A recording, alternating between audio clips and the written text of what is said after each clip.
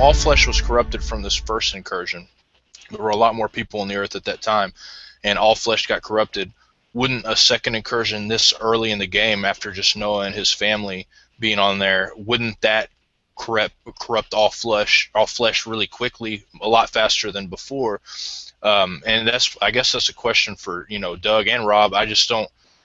Me personally, I don't understand how the second incursion could have taken place so early in the game and not corrupted everybody that's alive today.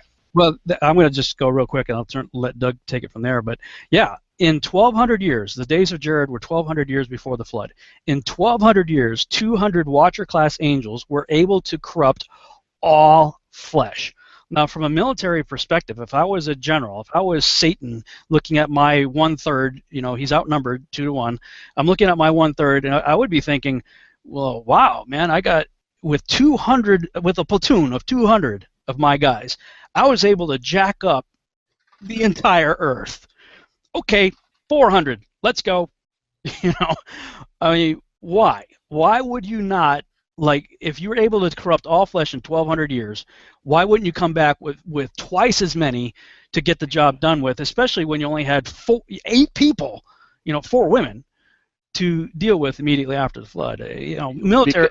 But your target is different, okay? He knows the target is different. The target is the Messianic line. That's all he has to corrupt. But that doesn't show up until hundreds of years after the flood.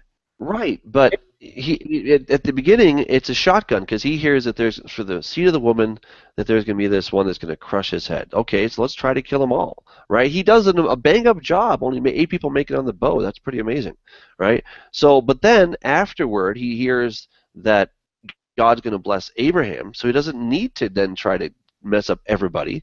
He needs to go after their line. Well, how do you do that? God has said that he would bless them. He would keep Abraham. So what do? You get the people, and of course he knows where they're going to go into. And God even makes reference. He says, know for certain that your descendants will be slaves for 400 years, and in the 4th generation I will bring them out into the land of the Amorites, because the sin of the Amorites is not yet complete.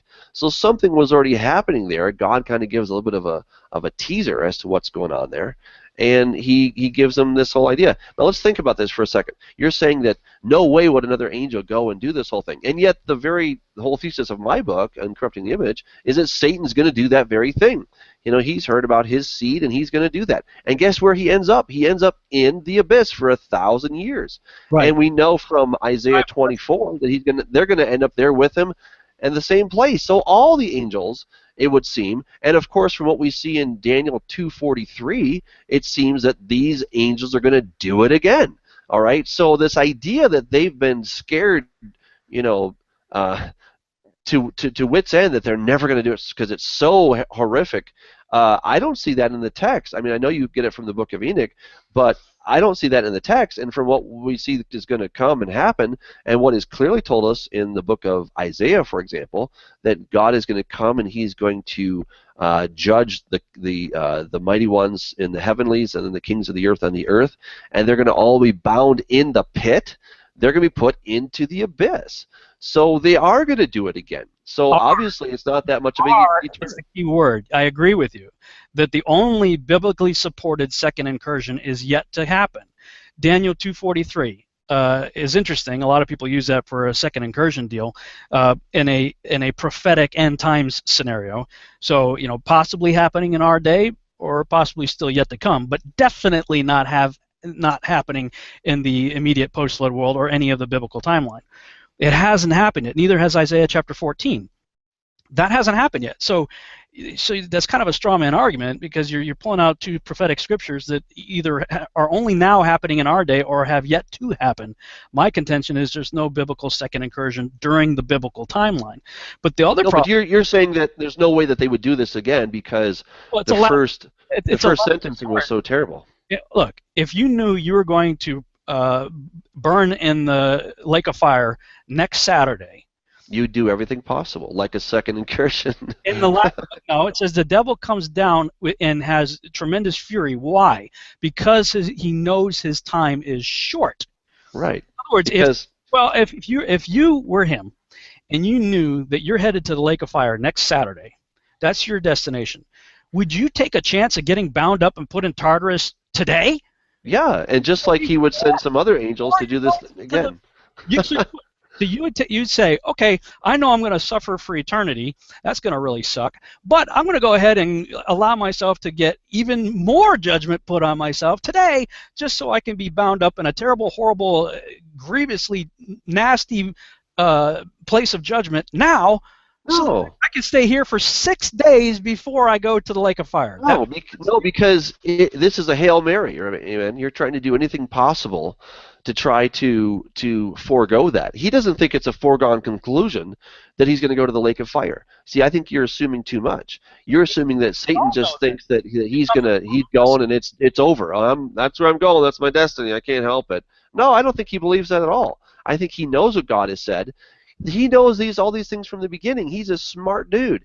He knows that he would be judged for what he did with Adam and Eve, but it was a calculated risk, and he thought he could actually win. And from his point of view, he did an amazing job because he really had God between over a barrel. Because here he tells Adam, "Hey, go ahead and eat that thing." God comes along and says, "What's going on here?" And Satan's like, "I didn't do anything. You told them not to eat. I just asked them if if they really believed you."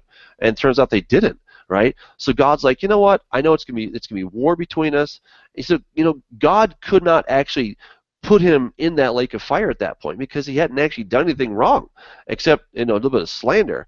But he had not actually done anything against Adam and Eve. I mean, we know that he did, but technically he didn't. So the question then is, would he try to do something else? Yeah, and these are all calculated risks in order to not go.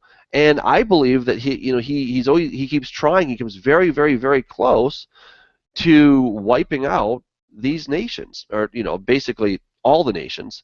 And then that didn't work. He came very close. So now it's Abraham. Okay, let's focus on Abraham. What are we going to do?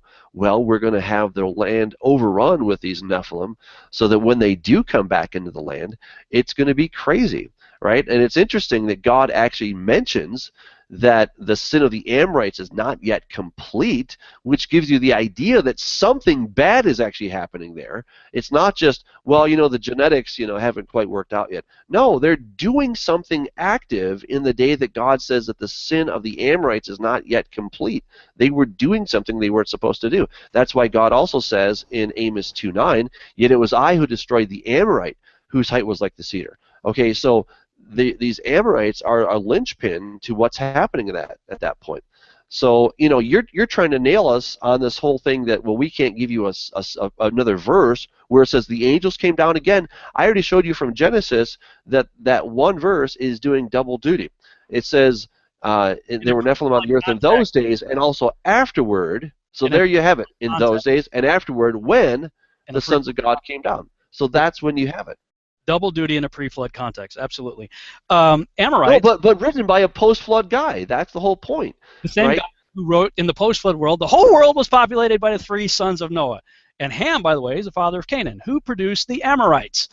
The Amorites are mentioned like 85 times, I think, in the scriptures. Amorites came from Amorites, son of Canaan, son of Ham, who stepped off the ark with no mention of angels anywhere. So you're telling me it's a real problem that God's doing this whole thing, and now He's letting the angels do it again. But I think it's even more incredulous to think that God would let somebody with Nephilim DNA on the boat. I mean, hello, God. Like, seriously, you're letting people? I mean, that's like saying, look, everyone has to be quarantined who goes in this safe room. But I know some of you are already sick, but I'll let you in anyway.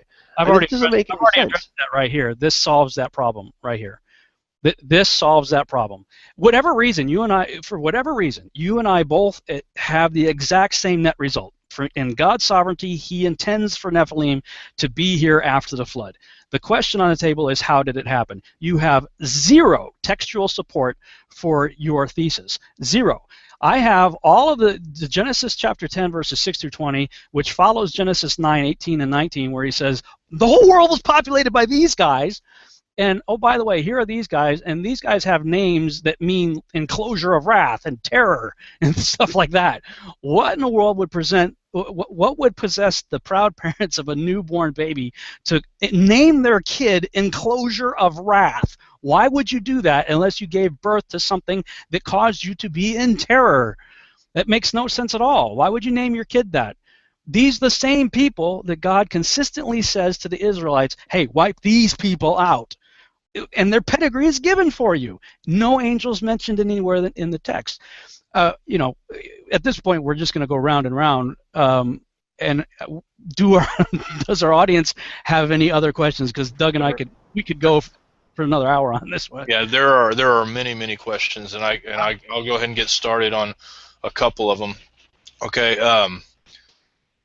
this one kind of has. Let me find one that has to do exactly what we're talking about here. There's a lot of different ones that have, you know, they're to deal with different parts of what you're talking about. But Tommy says, since the angels are fallen and going to be destroyed in the future, why not try to destroy the seed again? They have nothing to live for. I think you guys kind of answered that, but if you guys want to go ahead. I would agree. I would agree with the idea that Daniel 2:43 and Isaiah 14 is an end-time prophetic context in indicating that we're going to see it happen again. So Isaiah 14 or 24? You mean 24?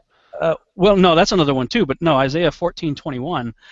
I think it's 21. Let me just pull that up real quick. Am I still on screen share, by the way? Yeah, I am. Okay, cool. Well, I'll leave that up here. I believe it's Isaiah 14:21. Yeah, prepare slaughter for his children. And previously it says, "Oh, how art thou fallen from heaven, O Lucifer, son of the morning," blah, blah, blah. You know, that's a few verses earlier. And then it says, prepare slaughter for his children for the iniquity of their fathers, that they do not rise nor possess the land, which would go in alignment with, is it Isaiah 24 or 26? The other one that you're referring to. Oh, that's 24, verse 21. Where it says, it shall come to pass in that day that the Lord will punish on high the host of exalted ones, and on the earth the kings of the earth, and they will be gathered together as prisoners are gathered in the pit, and will be shut up in the prison. After many days they'll be punished. So yeah, that's interesting. That's a verse 21 also. I just put that up on the screen here. You said 24:21 through 23. Yeah. Right there. And it shall come to pass in that day the Lord shall punish the hosts of the high ones that are on high, and the kings, yeah. And shut up in the prison. So yeah, but I mean, I think we both agree on this. This is a prophetic end times context. Yes. You know, sure. An end times incursion is not in. We're not in any disagreement about that. But see, here's the thing: is that, you know, the incursion. What's the reason for the incursion? To mess up a particular, you know, DNA or bloodline, if you will. So, you know, first it's the shotgun, the seed of the woman. Then it's the seed of Abraham, because now they know that Abraham is the target. So, you know, why mess up Canaan when he's not the target? But now that they know, when God says, hey, by the way, you know, 400 years later, the sin of the Amorites is going to be complete. So again, I'm assuming that Satan has his spies everywhere, and he hears this conversation between God and Abraham. I think that's a fair assumption. And so they're basically planning for it. You know, they're like, hey, guess what, guys? You know, those guys are going to come back here one day, according to God, so we should get ready, and we can mess up their whole party and try to get them all screwed up. Except nobody decided to write about it. Next question.